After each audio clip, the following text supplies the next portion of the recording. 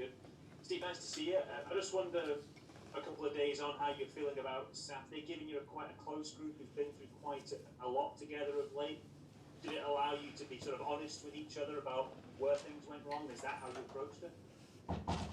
Obviously disappointing on Saturday. Focus on the next game, Armenia. How did you approach picking the players up and assessing where it went wrong then? As we always do, get together as a group, speak about things, show them some things on video, and try and get them on the training pitch and moving again for the next game. You've been quite clear just about sort of putting that poor game behind you and focusing on what lies ahead. Have you taken a moment to look at the reaction to the defeat and what have you made of it? No, not really. Obviously I've got to scan across what people think because I have to sit in front of you guys or you guys and you ladies and talk about what's coming up. So I need to have a handle on what's going on, but in depth, no. Have you caught yourself in a moment to think people have short memories? It seems there's been quite a bit of flack, but given what's been achieved by this group, it seemed quite harsh for a couple of bad days at the office. Listen, people can write and say what they want. There's nothing I can do to control that. The most important thing is what we do next. Steve, you said you were going to analyse the performance. Did you come to a conclusion, and what was it about what went wrong? I'll keep that between myself and my players. In terms of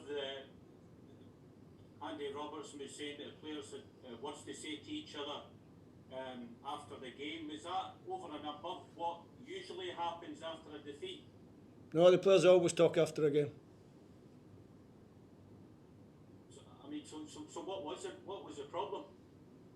In terms of what? In terms of the performance. Ireland played better on the day. How important is this game, or how much more important is it now, not just for the Nations League, but just in terms of the mood around the national team for the next few months, given there's not going to be a game for a while after this? It's important in the context of the Nations League because we want to go to the September games with a realistic chance of topping the group, so it's important for that point of view. But do you think it's important for a lift for everyone as well? Yeah, what happened at the weekend? It's always nice when you win. Everyone always feels a little bit better when you win. I know the players have spoken a lot about showing more hunger tomorrow night. How important is it that doesn't translate into rushing things or having any kind of panic there? I hope the players play as well as they can play, because if they play as well as they can play and they take their A game to the pitch, then it's a game that we should win. Plenty of chances last time against Armenia. Is it a case of just really making sure you're much more clinical when you get those opportunities tomorrow? No, I always say as long as we get one more than the opposition, that'll be enough to get 3 points, and that's what we'll aim to do. How much do you think the conditions out there are going to play a part? And hopefully not too much, because the game's a little bit later in the day. Obviously temperatures can be quite high, but they should start to drop off a little bit in the evening. I believe there's some rain and showers around today, so that might just cool it down a little bit. But whatever the conditions are, it doesn't matter. You have to go on the pitch and do your best. I know you've spoken a lot over this period about using your squads. Expecting to make quite a few changes tomorrow. Can you speak a few? Yeah, there'll be some rotations. How's everyone's fitness? Has anyone got any knocks or injuries? No, we've got some significant doubts. That's why I'm a little bit late here. We'll assess before we travel, but we've got some significant injuries that we'll have to deal with. No names. No names. The Ukraine game was disappointing, of course, but you followed that against Armenia with a lifted performance that was encouraging. Why did it go back again, do you suppose? $1 million question, Roddy. I don't know. Football's a strange game at times. Sometimes you get a result that you don't really expect. And I don't think anyone... I think probably the reaction to the game on Saturday is as much a case of where did that come from. And it was a little bit of a head-scratcher. When you look at the things that you did do correctly compared to the Ukraine game, in the first half you did have chances, but you weren't able to take them. Do you take groups of players aside and talk to them, or do you talk to them in the whole group about how these things happen? We do. Obviously we do both ways, and I've got a coaching staff as well that can speak to individual players. So sometimes it's a one-to-one conversation, sometimes it's in little groups, and other times it's the whole team. As you would imagine, we use all different kinds of means of communication with the players.